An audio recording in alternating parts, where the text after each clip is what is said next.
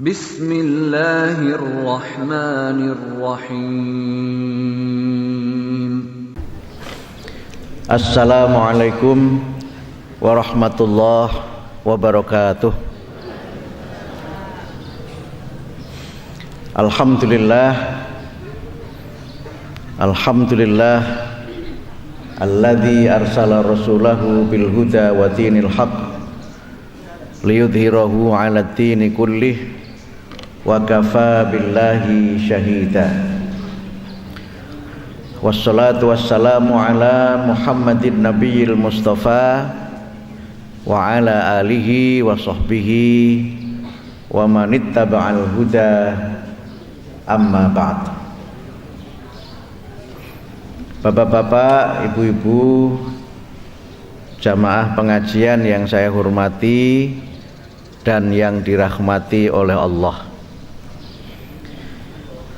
Alhamdulillah wa syukrulillah. Marilah kita bersama-sama pada kesempatan pagi yang sangat indah dan cerah ini memanjatkan puji dan syukur kita kehadirat Allah Subhanahu wa ta'ala. Kita bersyukur karena sampai detik ini Allah masih menuntun hidup kita dengan hidayahnya. Allah masih melimpahkan rahmah, inayah dan taufiknya, sehingga alhamdulillah kita sekalian dapat bersama-sama menghadiri pengajian ini dalam keadaan iman dan Islam serta dalam keadaan sehat walafiat. Kita berdoa memohon kepada Allah semoga kita senantiasa mendapatkan bimbingan dari Allah sehingga kita istiqomah dengan iman dan Islam sampai akhir hayat kita. Bapak Ibu yang kami hormati, alhamdulillah saya bisa hadir kembali di pengajian ini. Saya hampir lupa kalau ada jadwal di sini. Ketika diingatkan oleh panitia bahwa saya ada jadwal di sini, saya sempat agak kaget. Perasaan tidak ada surat ke Madiun ya. Nah, rupanya saya sudah pernah menyampaikan bahwa saya akan hadir ke sini setelah saya hadir terakhir berapa tahun yang lalu ya Pak? Oh, 6 bulan yang lalu. Oh, baru ya. Oh, 6 bulan waktu menjelang kabinet ya. Baik. Tapi mudah-mudahan silaturahim kita ini semakin berkah. Dan sebagaimana sabda Rasulullah, kalau kita ini senantiasa bersilaturahim, insya Allah rizki kita akan ditambah dan insya Allah usia kita juga akan bertambah pula. Bapak Ibu, pada pengajian pagi ini izinkan saya menyampaikan tema yang agak enteng-enteng saja, tetapi juga sesungguhnya tidak enteng pula, yaitu tentang pendidikan anak. Akhir-akhir ini mungkin Bapak Ibu mengikuti di media sosial, juga di media online, peristiwa perundungan atau dalam bahasa Inggrisnya sering disebut dengan bullying yang dilakukan oleh sekelompok kecil siswa di salah satu sekolah terhadap teman putrinya. Dan peristiwa seperti ini, perundungan seperti ini terjadi di mana-mana. Bahkan itu tidak hanya terjadi pada jenjang pendidikan SLTA, tetapi juga di jenjang pendidikan dasar itu pun juga sudah banyak terjadi. Yang saya belum tahu itu di tingkat taman kanak-kanak itu terjadi apa tidak itu. Mudah-mudahan tidak. Tetapi kadang-kadang itu juga terjadi. Dan ini memang menjadi persoalan yang tidak sederhana, karena dari waktu ke waktu perundungan atau bullying itu statistiknya atau angkanya itu cenderung semakin meningkat. Perundungan atau bullying itu bentuknya ada berbagai macam. Yang paling banyak itu bentuknya dalam ungkapan-ungkapan atau pernyataan-pernyataan yang bersifat verbal, menggunakan kata-kata yang biasanya kata-kata itu dikaitkan dengan pernyataan yang tidak menyenangkan, yang sebagiannya itu berkaitan dengan fisik seseorang atau berkaitan dengan keadaan-keadaan tertentu yang dialami oleh seseorang. Biasanya kalau ada orang yang secara fisik itu dianggap tidak good looking gitu, maka itu yang paling banyak dibully. Ada anak misalnya masih SD, berat badannya sudah 100 kilo, itu mesti banyak dibully. Biasanya ungkapannya apa itu kira-kira bapak-bapak dan ibu-ibu? Si gendut, si apa gitu. Atau ada anak yang ukurannya di bawah rata-rata. Ya kalau rata-rata anak-anak SD itu misalnya 120 cm gitu, dia baru misalnya 70 atau 80 gitu, itu mesti dibully. Atau yang mohon maaf, fisiknya misalnya ya dianggap oleh mereka dalam tanda petik gitu jelek, sehingga dijelek-jelekkan. Biasanya yang begitu itu yang kulitnya warnanya hitam legam. Saya punya teman, anaknya ini baru pulang dari Amerika, ikut waktu teman saya ini kuliah di Amerika, kemudian anaknya ikut, kemudian pulang ke Indonesia. Kemudian ketika pulang sekolah di Indonesia, dibully terus sama teman-temannya karena kulitnya itu hitam. Sampai kemudian dia dibully, semua lampu itu dimatikan, terus semua gorden kelas itu ditutup. Kemudian dibilang, coba si A ini kelihatan apa tidak? Dan berbagai macam yang lainnya. Yang kedua itu bully yang sifatnya fisik.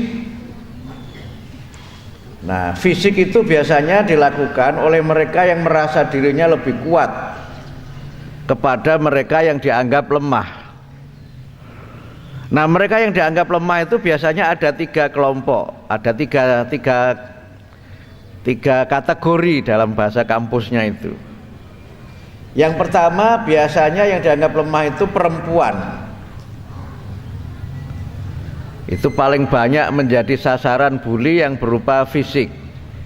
Ditendang lah, kalau yang tidak pakai kerudung misalnya ditarik rambutnya lah, dicubit lah, macam-macam gitu. Yang kedua, yang biasanya yang banyak dibully itu secara fisik, yang prestasi di kelasnya itu di bawah rata-rata. Misalnya yang lainnya itu pinter-pinter, dia itu pinternya agak lambat gitu. Kemudian yang ketiga, itu yang banyak dibully adalah yang biasanya, mohon maaf, secara ekonomi itu dianggap lebih lemah dari yang lainnya. Jadi kalau misalnya karena cara ekonomi lebih lemah, kemudian bajunya, pakaiannya, penampilannya kelihatan dekil begitu, itu yang paling banyak dibully. Ini sebenarnya sesuatu yang secara akhlak dan secara agama, khususnya agama kita, agama Islam, sesungguhnya sangat memprihatinkan. Karena Islam itu memberikan kepada kita tuntunan, memberikan kepada kita ajaran agar senantiasa berakhlakul karimah. Dan berakhlakul karimah itu diantara yang berulang kali disebutkan di dalam Al-Quran adalah bertutur kata yang mulia, kemudian saling melindungi antara satu dengan yang lainnya. Kalau kita membaca Al-Quran, maka paling tidak ada 4 tuntunan agar kita senantiasa bertutur kata yang baik. Pertama, Quran memerintahkan kita untuk senantiasa bertutur kata yang mulia. Di dalam surat Al-Isra atau sering disebut dengan surat Bani Israel itu ada perintah agar kita senantiasa menghormati orang tua dan bertutur kata yang mulia. Tidak boleh membentak. Wala taqul lahuma uffin wala tanharhuma wa qul lahuma qaulan karima. Jangan berkata uff. Berkata uff itu adalah perkataan yang menunjukkan reaksi tidak baik terhadap orang lain. Mohon maaf, ada orang ngomong baik-baik terus kemudian mencos gitu. Mencos niku cara medine napa nggih Bu? Mlengos. Nah, itu kan uff niku ngoten niku. Jadi uff itu ungkapan yang bentuknya apa saja yang tidak menyenangkan, itu uff. Baik orang lain itu paham maupun tidak paham.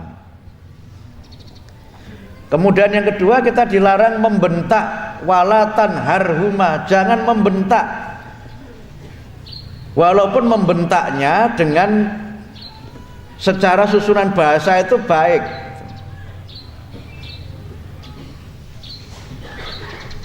Dulu waktu saya masih di kampung itu, kalau ditimbali ibu, kadang-kadang kalau sudah lagi dongkol begitu,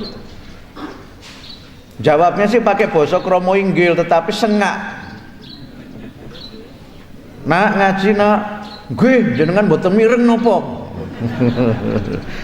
Niku kula riyen. Jenengan ngoten napa mboten? Saya yakin tidak, ini semuanya berakhlakul karimah semua ini. Dan oleh karena itu maka yang diperintahkan apa? Wa qul lahuma qaulan karima. Bertutur kata yang mulia. Tutur kata yang mulia itu dari sisi bahasanya itu juga baik, dari sisi cara menyampaikannya juga baik, dari sisi isinya juga baik. Ya, qaulan karimah itu tidak harus selalu kromo inggil. Karena tidak semua bahasa itu ada kromo inggilnya. Tetapi kalau 3 itu terpenuhi, itulah qaulan karimah. Kemudian yang kedua, Quran memerintahkan kita untuk berkata yang lemah lembut. Qaulal layyina, bertutur kata yang lemah lembut. Ketika Nabi Musa dan Nabi Harun diutus oleh Allah untuk mengingatkan Fir'aun. Fir'aun itu kan pejabat negara yang tidak ada tandingannya. Tidak punya oposisi Fir'aun itu. Tidak ada yang berani ngeritik. Memang sebagai seorang kepala pemerintahan, Fir'aun itu berhasil. Tetapi kemudian karena tidak ada yang mengkritik dia, kemudian dia mengaku dirinya sebagai Tuhan dan melawan Allah sebagai Tuhan. Nah, pemimpin yang seperti ini kalau dikerasi itu malah makin keras. Kalau dikerasi itu semakin menunjukkan bahwa dia itu berkuasa. Sehingga karena itu maka Allah memerintahkan kepada Nabi Musa dan kepada Nabi Harun untuk ketika mengingatkan Fir'aun itu dengan ungkapan yang lemah lembut. Faqula lahu qaulan layyina la'allahu yatadzakkaru aw yakhsha. Kamu berkata yang lemah lembut kepada Fir'aun itu, mudah-mudahan dengan itu dia akan sadar dan mudah-mudahan dengan itu dia takut kepada Allah. Memang ini perintah khusus karena Nabi Musa itu kalau kita baca di dalam beberapa riwayat memang termasuk seorang Rasul Allah yang senengannya itu bras-brus. Jotose urusan buri, kira-kira begitu. Dan kalau kita baca dalam kisahnya kan begitu kan. Ketika di Mesir itu ada perempuan-perempuan yang meminumkan ternaknya, itu kan dikuasai preman, kira-kira begitu. Dibully perempuan-perempuan itu, yang itu kan anaknya Nabi Sinten, Pak? Yang kemudian jadi mertuanya Nabi Musa itu Nabi Syuaib. Dibully terus. Jadi yang namanya premanisme itu enggak hanya sekarang, zaman dulu juga sudah ada, cuma bentuknya beda saja. Nek riyen niku ngombeno wedhus, sakniki premane niku parkir, kira-kira gitu. Dan bentuk-bentuk lain niku. Makanya melihat ada preman begini, Nabi Musa, waktu itu Musa belum nabi. Datang kemudian langsung dipukul prek gitu, mati niku. Dijotos pisan niku mati. Nah, waktu saya masih di pondok niku diajari benek jotos wong pisan mati baca doa wa idza batostum jabarin ora mati. Lah Quran kok nggih jotos wong. Ah tapi riyen kok nggih ngaji teng kampung. Tetapi kemudian kepada Fir'aun Nabi Musa diperintahkan untuk berkata yang lemah lembut, faqula lahu qaulal layyina. Yang kalau saya baca di dalam tafsir, qaulal layyina itu unsurnya ada dua. Yang pertama adalah qaulul haq, perkataan yang benar. Yang benar katakan benar. Tetapi cara menyampaikannya itu harus dengan bahasa yang mungkin kalau sekarang istilahnya bahasa yang diplomatis. Dan saya sekarang baru paham itu. Kalau ada orang priayi itu kenapa di Jawa harus kromo inggil, itu memang menjadi persoalan kalau nggak kromo inggil itu. Kalau istilah di kampung saya di Kudus itu, kalau orang itu sudah priayi, itu kan urusan jenang sudah selesai. Yang dia urus itu urusan jeneng.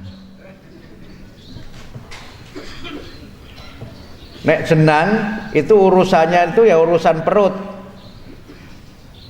Ada orang mengundang pernikahan atau acara hajatan. Kalau yang mohon maaf yang kira-kira masih kelasnya kelas jenang itu ya diberinya berupa uang yang banyak. Tetapi kalau kelasnya jeneng, kula niku nate diundang resepsi kalih menteri niku kula bingung. Tak sumbang sithik ora macem, tak sumbang akeh aku ora duwe.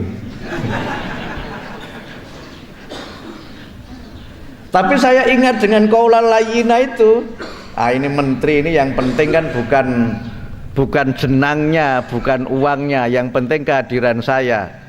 Sehingga saya hadir, kemudian saya doakan dengan tulus, dengan ikhlas, yang ternyata bagi menteri ini lebih penting daripada uang itu. Sehingga karena itu maka kadang-kadang kalau sudah kelasnya itu elit, urusan tempat duduk niku masalah loh. Wong aku kok dodol kok mburi piye to? Kira-kira begitu. Kula nate numpak motor mabur niku. Tempat duduknya itu ditempati orang lain, padahal sebelahnya itu kosong, podo sama-sama di gang. Niku ndak mau. Dan dengan bahasa yang tinggi begitu, saya sudah reserve tempat ini, saya ndak mau duduk di tempat lain gitu. Padahal sebelah ya kosong, podo-podo teng pinggir. Nah, makanya kadang-kadang kalau kita naik pesawat, niku naik pesawat ekonomi, niku pramugarinya nggak kenal kita, paling para penumpang yang terhormat gitu. Tapi nek jenengan nitiye niku bisnis, niku nembe mlebet mawon niku pun diapalke kalih pramugarine niku namine sinten. Ora ketang bisnis iku mbayar dia apa dibayari sementing bisnis ngoten. Nek kula teng bisnis niku mesti dibayari. Ah, mbak teng bisnis niku diapalke. Nembe pinarak mawon niku pun langsung diparingi anduk, terus diparingi unjukan, ngoten to nggih nek bisnis niku. Terus makanya pramugarinya mengenalkan diri, namanya siapa, kalau bapak memerlukan apa-apa panggil saya ini. Bisnis. Tapi nek ekonomi mboten nanti ditawari napa-napa. Apa mulai nyuwun sewu, nek sing ekonomi niku jamaah umroh niku sok dinyek-nyek niku kalih pramugari niku. Napa mulai jamaah umroh sing mambu tolak angin. Dan saya jenengan termasuk yang ngoten niku mboten. Tolak wis jamaah mambu bar kerokan, niku malah sosro dok dinyek-nyek niku. Padahal jari ya padha wae gitu. Nah, karena itu maka kita hendaknya bertutur kata yang lemah lembut. Dan ternyata bapak-bapak, ibu-ibu, saya pelajari dalam ilmu psikologi, dalam ilmu jiwa itu, volume suara, kemudian vibrasi suara sama intonasi itu ternyata pengaruhnya terhadap orang yang mendengar itu berbeda.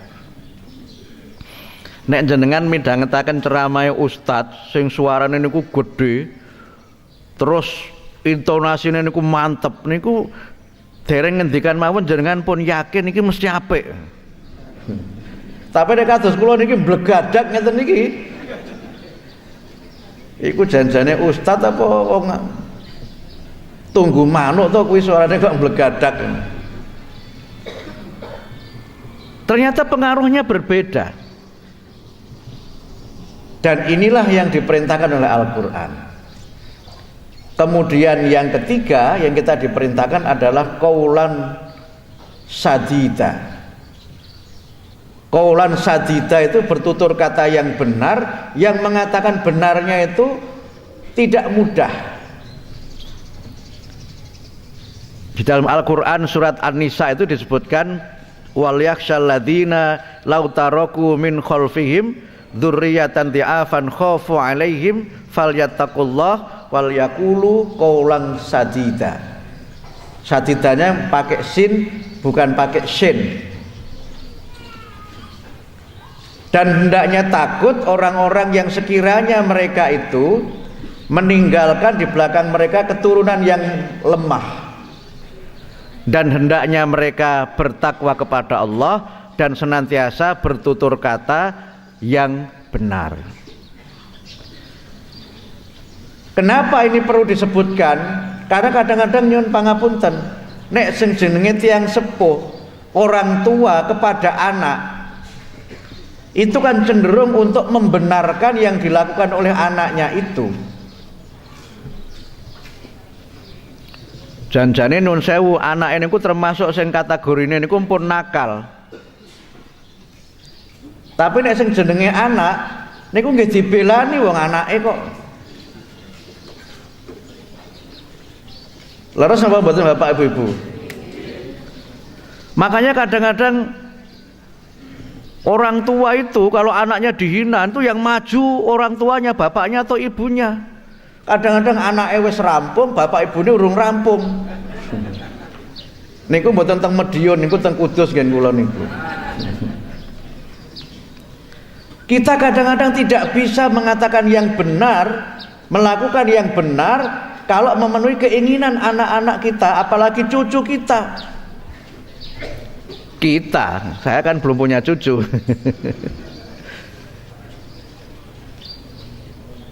Yang itu kadang-kadang membuat kita ini justru tidak bisa meninggalkan keturunan yang kuat. Kalau ada anak nangis, nek pun gak ada putra, napa wayah terus nangis, niku apa yang dilakukan oleh bapak ibunya atau kakek dan neneknya? Nangis njaluk es. Padahal dia sedang tidak boleh minum es. Itu kali simbah diparingi napa mboten? Kula naklete simbahe mboten ibuke napa bapake. Soalnya kula riyen zaman alit niku angger kula kalih bapak niku didukani, mangke kula kalih simbah niku mesti dibelani. Nek pun kalih simbah bapak niku mboten wantun. Yang itu kadang-kadang mohon maaf membuat orang tua ini tidak berani mengatakan dan melakukan yang benar. Makanya Quran menyebutkan itu hubungannya dengan jangan sampai kita ini meninggalkan keturunan yang lemah. Kadang-kadang demi anak itu semua yang diinginkan dipenuhi.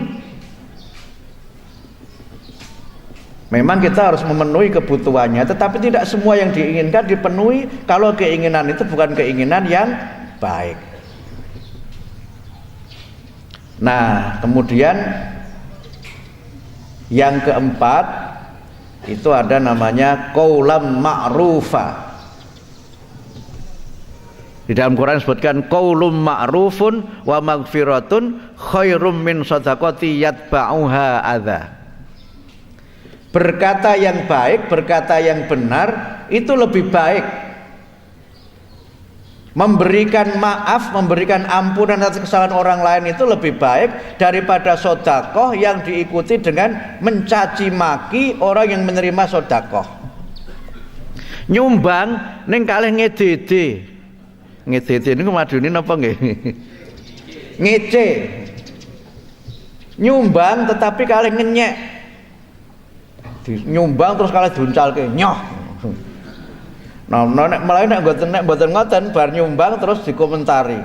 Ganteng-ganteng kok ngemis. Enten mboten Pak Bu sing sok ngoten niku. Atau yang namanya adzan niku ngundat-undat. Ngundat-undat niku medune napa nggih? Jadi ngundat-undat, dadi sing disumbangke niku diitung. Dek ini wis tak wehi ora matur nuwun iki njaluk meneh. Angger moro mesti njaluk sumbangan. Itu ndak boleh begitu itu. Kalau kita memberi itu harus memberi yang ikhlas. Kalau kita memberi itu harus memberi yang mengharapkan ridho Allah, bukan mengharapkan ridho manusia. Karena itulah maka kalau Islam itu mengajarkan kepada kita agar bertutur kata yang benar, bertutur kata yang baik, bertutur kata yang membahagiakan orang lain, kemudian ini ada orang yang bicaranya menyakiti orang lain, maka jelas itu bukan merupakan akhlakul karimah, itu akhlak madmumah. Sehingga karena itu kita diperintahkan untuk senantiasa berbuat ihsan. Di dalam surat Al-Isra Allah berfirman wa qadha rabbuka alla ta'budu illa iyyah wa bil walidaini ihsana. Selain orang tua harus menyayangi anak, anak juga harus menghormati orang tua. Nabi juga mengajarkan kepada kita untuk senantiasa melindungi. Laisa minna man lam yarham shaghirana wa yuqir kabirana. Tidak termasuk umatku orang yang tidak menyayangi yang lemah dan tidak menghormati yang besar. Ini tuntunan Nabi. Lalu kenapa kemudian anak-anak kita ini kok semakin hari tidak semakin baik akhlaknya? Kalau saya mencoba membaca berbagai kajian dalam ilmu psikologi, terutama psikologi sosial, memang anak-anak ini kan lebih banyak dalam beberapa hal dipengaruhi oleh lingkungan yang terdekat. Lingkungan yang terdekat itu yang pertama adalah orang-orang yang terdekat dengan dirinya. Dekat itu ukurannya adalah keakraban dia dengan orang itu. Kalau dia akrabnya dengan ibunya, ya orang dekatnya itu ibunya. Kalau dia diasuh oleh pamannya, kakeknya, orang dekat itu ya pamannya, kakeknya itu. Kalau dia banyak dengan teman sebayanya, maka teman sebayanya itulah orang yang dekat dengan dirinya. Kemudian yang kedua, dia tidak orang tetapi tampak seperti orang. Siapa itu? Media. Dengan bapaknya tidak pernah ketemu, ibunya nggak pernah ketemu, simbae, yangkung, yangti nggak pernah ketemu, tetapi yang mengasuh namanya TV. Itulah yang mempengaruhi itu. Nek sekarang nek mboten TV niku niki. Sakniki cah TK niku pun ngagem HP lho. Kalih simbahe niku malah pinter putune sing TK niku. Teng Madiun ngoten apa mboten? Mboten benten nggih. Mboten benten. Nah, yang terdekat ini mempengaruhi. Kenapa mempengaruhi? Karena mereka ini belum memiliki banyak ilmu, maka yang dia lihat itu dia tiru. Baik berupa perbuatan maupun perkataan, yang dia lihat itu dia tiru. Karena apa? Mereka ini dalam masa di mana mereka itu belum mengerti mana yang baik, mana yang tidak baik, mana yang benar dan mana yang salah. Karena itu mohon maaf kalau dia itu bergaul dengan yang terdekat itu yang suka menyebut nama binatang, ya dia akan ikut itu. Nyun sewu kalau dia misalnya memanggil si A dengan si kampret gitu, maka dia juga memanggil A yang sesungguhnya orang tua juga dengan kampret juga. Sehingga kita harus berhati-hati betul kalau bicara kepada anak-anak kita itu. Karena yang kita katakan, yang kita ucapkan, cara kita berkata-kata itu akan ditiru. Nah, repotnya kalau anak-anak ini tidak mendapatkan lingkungan yang baik dalam pergaulannya. Namun maaf, sebagian besar anak-anak sekarang itu siapa yang banyak mengasuh? Bapak ibunya atau pembantunya atau kenapa Bu? Nah, simbahnya alhamdulillah, simbahnya ustazah sama ustadz alhamdulillah. Nah yang kedua, kalau nanti dia sudah masanya agak lumayan, usia-usia remaja, usia SMP, SMA, itu kan dalam ilmu jiwa namanya mereka itu dalam masa industri. Masa industri itu masa di mana dia itu memang akan banyak aktivitas fisik, akan banyak kegiatan yang dia cenderung di luar rumah, kegiatan yang bersifat petualangan, dan dia lebih ingin keluar dari lingkungan keluarganya dan lebih ingin bergaul dengan teman-teman sebayanya. Nek empun remaja, SMP, SMA, kok tindakan kali bapak ibu ini ku biasanya sok empun mboten purun. Nggih napa mboten? Pun isin. Jenengan badhe numbaske baju terus jenengan pilih ke niku purun apa mboten? Biasanya protes. Wes gedhok ditukokke. Aku tuku dhewe. Anak kula niku sok kadang-kadang kula paringi klambi kula tumbaske sing etok-etoke niku bermerek ngoten. Merek niku nek sing larang niku Nike, kula tukokke merek niku Niki ngoten. Ternyata ya diterima tapi tidak dipakai. Ujung-ujungnya apa? Pesan online dhewe.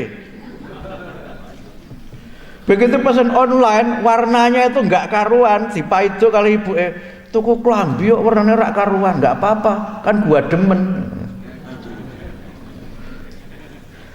Sehingga kadang-kadang kalau sudah remaja begini yang muncul apa? Rebellion, cenderung bangkang, melawan. Semakin jenengan niku ngatur, semakin jenengan niku ngomentari semuanya, semakin melawan dia itu. Makanya kalau sudah masa begini, ini masa sulit-sulitnya. Nek jenengan tuturi engko ngene jawabannya, terus apa lagi? Gini apa mboten? Karena dia merasa sesungguhnya dia itu bisa. Saya kan tidak anak-anak lagi, saya kan sudah mulai dewasa. Yang karena itu kemudian karena masa industri itu dia mulai lebih senang berkumpul dengan teman-teman sebaya. Yang nanti akhirnya kemudian apa? Muncul kelompok-kelompok niku. Nah, aku tuh temannya itu, temannya itu, temannya itu. Yang kadang-kadang ini menjadi geng. Karena itu dia dalam masa di mana dia itu ingin mencari jati diri, dia itu ingin dikenal dan diakui keberadaannya. Makanya ketika muncul geng-geng, kelompok-kelompok itu, dia ingin menjadi ketua geng, kelompok gengnya itu. Nah, untuk membuktikan geng itu kuat dan tidak, ya harus tempur sama geng yang lain. Inilah masa-masa yang sulit. Sehingga yang paling banyak terjadi perundungan itu kan di usia-usia ini. Nah, oleh karena itu maka dalam kaitan ini, apa yang bisa kita lakukan agar itu menjadi berkurang? Yang pertama memang kita harus lebih banyak memperhatikan anak-anak kita, cucu-cucu kita ini. Memperhatikan itu pengertiannya kita memang harus senantiasa komunikasi dengan mereka. Mengerti dia itu bergaul dengan siapa. Memilihkan kegiatan yang baik untuk mereka. Nek empun musia SMP, SMA, terus kalih ibuke niku kan teng griya terus niku mesake, Bu. Nah, sementara kan sebagian ibu-ibu itu menganggap anak yang baik itu anak yang tertib. Waktunya pulang, waktunya sekolah gitu kan. Ngoten nggih, Bu nggih. Nggih. Nanti begitu naruh baju nggih, bajunya langsung digantungke, ngoten nggih, Bu nggih. Itu ibu-ibu zaman dulu. Dan sekarang juga masih kayaknya. Semakin jenengan tertibkan begitu, susah dia, jenengan makin loro ati. Pun jarke mawon meh klambine deleke dhuwur bale ya ben. Engko nek wis ora ana kan dikumbah-kumbah dhewe. Cuma ibu-ibu zaman dulu itu melihat begitu sambil ngomel, ini anak enggak tertib, baju taruh diambil terus digantungke. Itu ibu-ibu zaman dulu. Dengan begitu dia enggak ada tanggung jawab malah kalau begitu. Iki wis pirang-pirang dina mambu rak dikumbahke karo ngomel, iki jajan borarak tanggung jawab temenan. Ya dia memang akhirnya nggak nyuci karena apa? Oh nggak nyuci aja dicucikan ibu kok gitu. Tapi ibu zaman dulu itu, saya kesini karena ibu-ibunya di situ.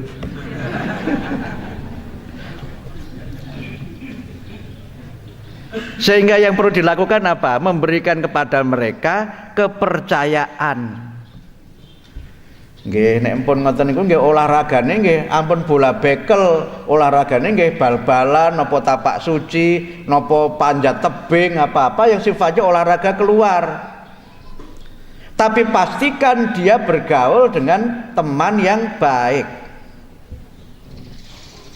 Karena mereka itu masih dalam masa industri, itu kan ingin mencoba yang baru. Ingin meniru sesuatu yang baru. Dan ingin meniru orang yang dianggap sebagai idola dia. Nah, makanya kalau sekarang sedang muncul misalnya apa di dunia film, idolanya itu siapa, itulah yang dia tiru. Zaman saya dulu remaja itu kan eranya lupus. Nah, lupus itu anak muda begitu yang rambutnya itu di sini pendek, di sini panjang. Terus kalau jalan sambil ngunyah permen karet. Nah, nek zaman riyen jenengan zaman Gatotkaca nggih nirune Gatotkaca. Nonton film dulu Wild West, film di TV itu kan Wild West itu. Wah, itu kan pakai pistol, kemudian pistolnya itu serodok mengkreng sithik ngeten niku nek meh bodo tumbas Tenggen arena nek teng itu dandangan niku pengene tumbaske pistol niku. Terus mangke topine kaya topi koboi niku sing ditekuk sampinge, terus mangke nek koboi niku numpake jaran kula numpake wedhus. Masa imitasi begini, kalau dia mendapatkan role model contoh yang tidak baik, maka mohon maaf anak-anak kita juga akan tidak baik. Dan dia ingin mencoba sesuatu yang baru yang dia anggap menunjukkan kehebatan dia. Mohon maaf, kalau ada iklan rokok menunjukkan yang modelnya itu orang yang hebat, dia ingin meniru seperti itu, dan untuk hebat seperti itu dianggap hebatnya itu karena merokoknya itu. Dan inilah yang saya kira memang perlu menjadi perhatian kita. Karena apa? Sekarang ini bapak-bapak dan ibu-ibu, masalah yang dihadapi oleh generasi muda kita itu kan masalah sosial dan moral ini. Pengguna narkoba itu menurut catatan yang resmi itu sudah lebih dari 4 juta. Dikatakan resmi karena dia memang terdata. Yang tidak melapor, yang tidak diketahui itu bisa lebih dari itu. Dan Indonesia ini termasuk surganya peredaran narkoba. Mohon maaf, yang namanya merokok itu luar biasa. Bahkan sekarang perokok anak-anak itu juga luar biasa. Yang kadang-kadang kultur kita itu, budaya kita itu juga seperti itu. Nek mau memberi uang sekedarnya untuk sopir atau untuk orang yang membantu kita, jangan biasanya ngendikane agem menapa? Ini lo uang rokok, ngerti toh? Nah, itu kan artinya kon tuku rokok. Nah, nek sekarang pakai apa istilahnya? Nih buat sarapan. Nah, ini pun udah siang-siang kok sarapan. Ini lo buat beri pulsa. Tapi kita kan budayanya begitu. Yang kadang-kadang mohon maaf, simbah-simbah di tempat lain itu yang masih merokok itu kalau beli rokok siapa yang disuruh beli? Cucunya, le kono tuh kok kira rokok nggo simbah gitu. Nah, tanpa sadar kita sudah seperti itu. Nah, yang ketiga kemudian mohon maaf, kadang-kadang juga kita ini mengatasi kekerasan dengan cara kekerasan pula. Yang itu justru menjadi sebab kenapa perundungan itu juga semakin berkembang, bukan semakin berkurang. Jadi cenderung para pendidik itu menggunakan namanya corporal punishment, hukuman yang bersifat fisik yang itu berbentuk kekerasan. Kalau di dunia pesantren dulu ada namanya hukuman takzir. Yang hukuman takzir itu sesungguhnya tidak harus selalu berupa fisik, tapi menimbulkan efek jera. Walaupun itu setelah dikaji juga sebagainya tidak selalu bagus. Nek teng pondok enten sing nyolong nyuwun sewu, kan terus mangke rambutnya digunduli terus kan keliling sak pondok niku. Malinge teko, malinge ana. Maksudnya mungkin baik, menimbulkan efek jera, tapi dampaknya tidak selalu baik. Karena dia kemudian setelah itu nanti akan dibully oleh teman-temannya lagi. Namanya bagus, ahsan. Tapi karena pernah salah sedikit, gurunya itu pernah ngomeli, kamu tuh ahsan apa sincan gitu. Maunya gurunya itu bercanda, tetapi canda guru itu karena bernada meledek, nanti temannya akan meniru itu. Nah, mohon maaf, sebagian guru itu juga tidak betul ketika mendidik. Kan dulu ada namanya pembelajaran itu kan paikem nggih Bu nggih. Nggih ta Bu nggih, paikem kan? Nah, M-nya yang terakhir itu kan menyenangkan. Oleh sebagian guru menyenangkan itu diartikan lucu, membuat anak tertawa. Padahal menyenangkan itu artinya apa? yang dia ajarkan itu bermanfaat bagi muridnya, sehingga muridnya itu merasa mendapatkan sesuatu yang bermanfaat, sesuatu yang baru dan menyenangkan, karena apapun yang dia capai dalam pembelajaran hari itu diberikan penghargaan oleh gurunya, sehingga dia menyenangkan. Nah, sebagian guru memaknai menyenangkan itu lucu, sebagiannya melucu dengan cara meledek muridnya. Itu tidak guru di Madiun, itu guru di tempat lain. Nah, oleh karena itu maka menurut saya, bapak-bapak, ibu-ibu, agar kita ini bisa membangun generasi yang berkeadaban, yang berakhlakul karimah, memang mohon maaf laki-laki memang harus ada uswah, harus ada contoh dari orang tua.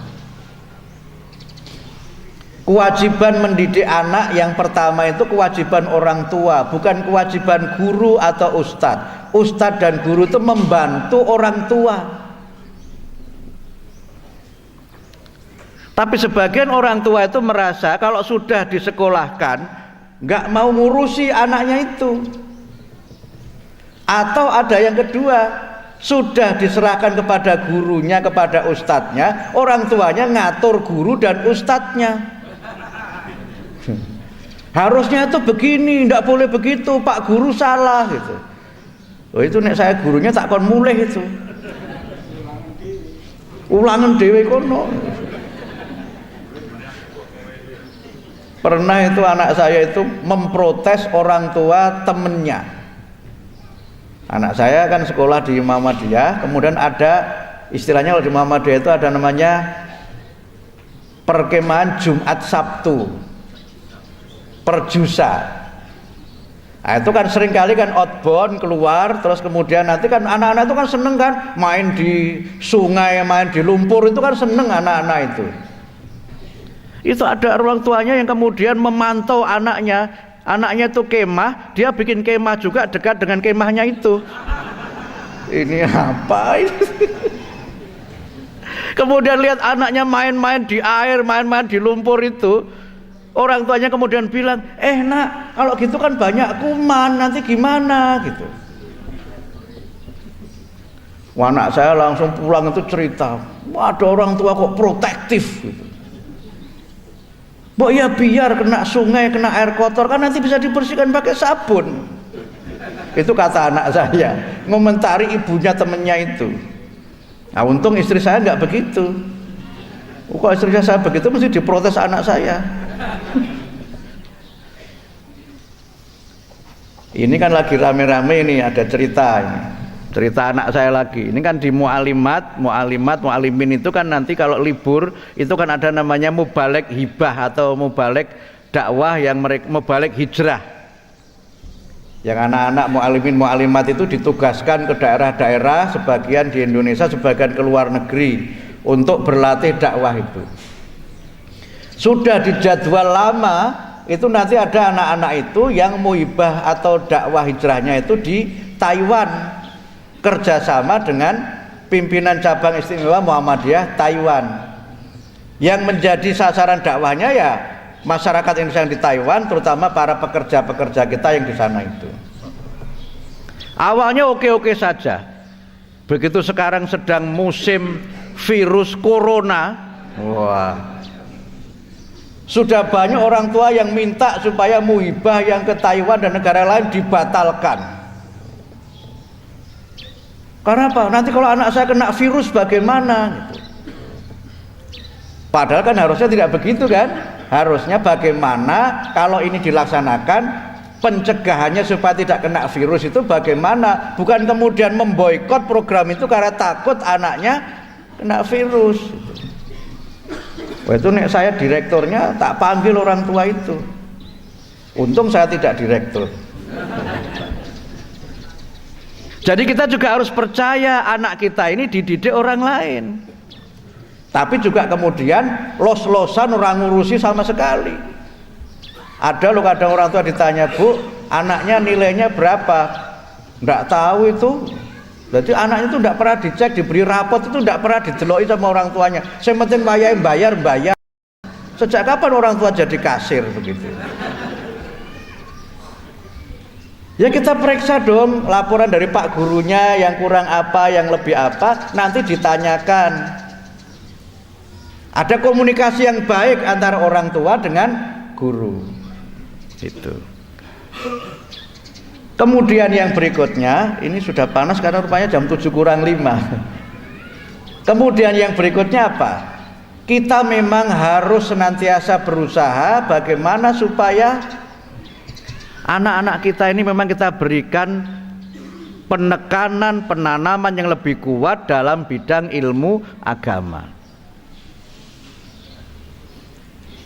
Kalau kita membaca surat Luqman, surat yang ke-31 itu kan diantaranya kan memberikan kepada kita tuntunan agar kita ini menasihati anak kita seperti Luqman menasihati anaknya. Luqman itu menasihati anaknya, ya bunayya la tusyrik billah inna syirka la dzulmun adzim. Dan itu kalau kita baca di dalam banyak Al-Quran, ini yang sekarang banyak sekali diperintahkan dan perlu menjadi penekanan. Ketika Nabi Yakub itu sudah mencapai usia tua, beliau khawatir, siapa yang kamu sembah setelah aku? Ma ta'buduna mim ba'di. Khawatir betul, sehingga harus kita tekankan, karena sekarang ini tantangan terhadap pendangkalan, goncangan akidah itu luar biasa. Gaya hidup yang berpindah dan bertentangan dengan agama itu luar biasa. Dan sebagian dari mereka itu adalah selebriti yang sering tampil di televisi. Kemarin sedang rame-rame kan ada orang yang ditangkap narkoba, tapi ternyata dia juga bermasalah karena apa? Dia itu laki-laki terus ganti jadi perempuan. Kemudian dia aku sebagai suami itu perempuan juga, tetapi berperan sebagai laki-laki, dipanggilnya Abbas.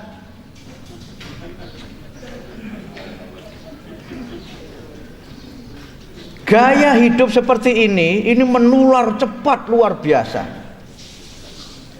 Dan diajarkannya itu dengan cara yang sangat milenial. Saya baru pulang dari Australia untuk mengurus sekolah Indonesia yang di Melbourne itu. Saya banyak berdialog dengan teman-teman di sana. Di sekolah di Australia itu sudah ada di bukunya itu ditulis, kamu mungkin nanti punya 2 ibu dan punya 2 bapak. Maksudnya apa? Bapak ibunya itu bisa jadi dua-duanya itu laki-laki, atau bapak ibunya itu dua-duanya bisa jadi perempuan.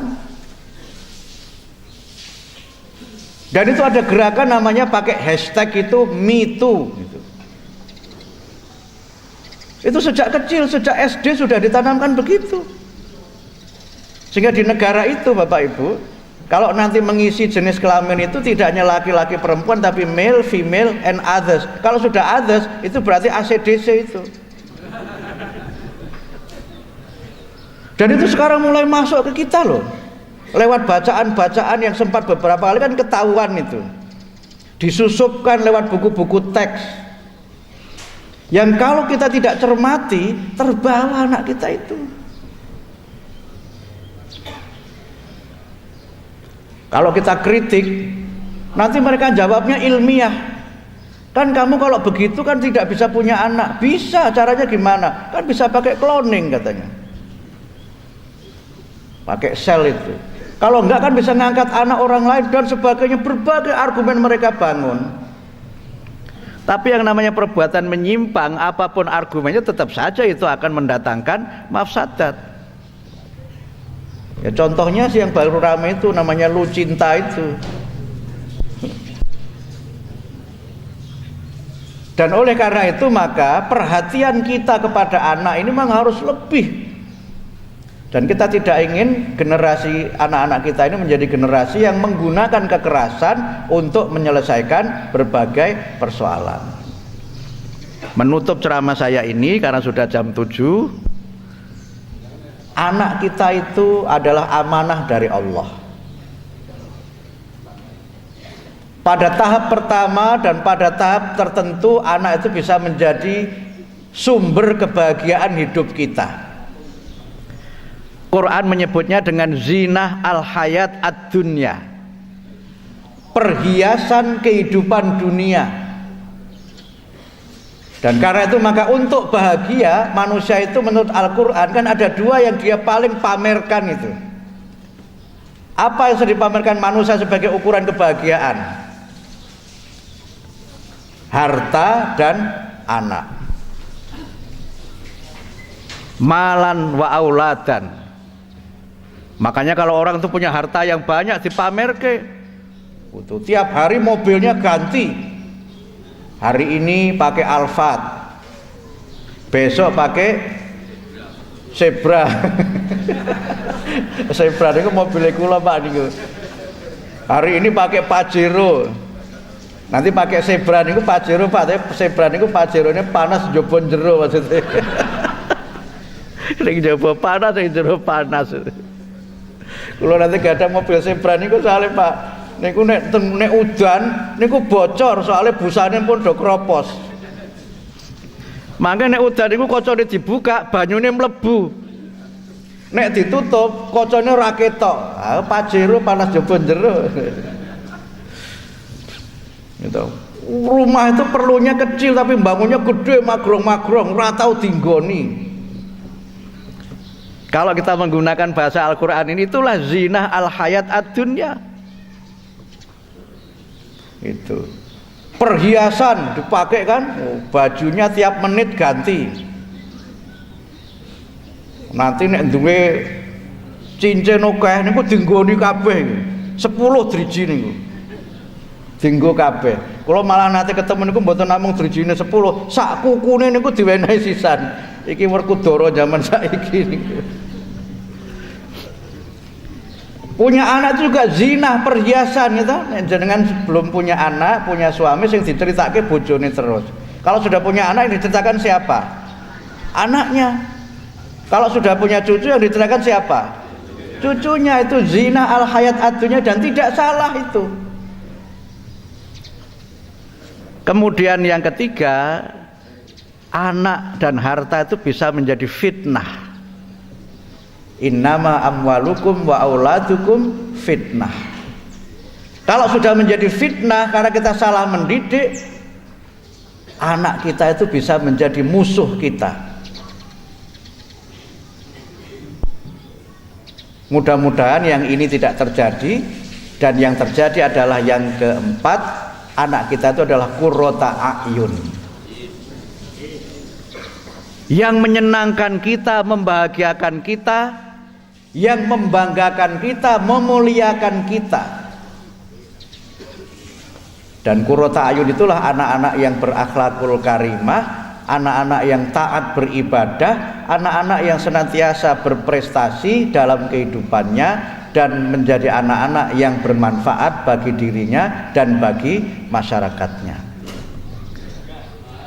Dan itulah sesungguhnya nikmat dunia yang termasuk di dalam beberapa tafsir itu disebut hasanah fid dunya, yang senantiasa kita minta kepada Allah. Salah satu dari hasanah fid dunya adalah anak yang soleh dan solihah, suami yang solih dan istri yang solihah. Itu menurut para ahli tafsir adalah sebagian dari hasanah fid dunya yang senantiasa kita minta. Kalau kita punya anak yang qurrata a'yun, ayem hidup kita itu, bahagia hidup kita itu, mengalahkan semua yang bersifat material. Dan inilah yang saya kira menjadi dambaan kita semuanya. Sehingga karena itu maka marilah kita bersama-sama berdoa, memohon kepada Allah, semoga kita diberikan oleh Allah anak-anak yang senantiasa taat melaksanakan ibadah. Nabi Ibrahim berdoa dan mudah-mudahan juga menjadi doa kita, Rabbij'alni muqimas sholati wa min dzurriyyati.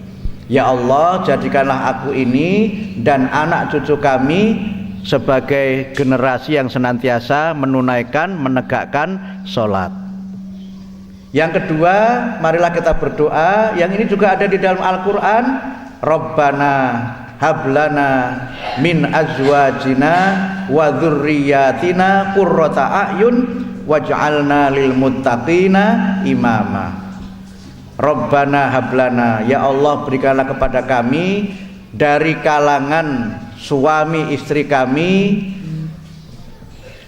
anak cucu kami, generasi kami, keluarga kami, qurrata a'yun, orang-orang yang senantiasa sangat menyenangkan dan membahagiakan kita, orang-orang yang senantiasa mentaati Allah dan Rasulnya, dan jadikanlah mereka pemimpin bagi orang-orang yang bertakwa.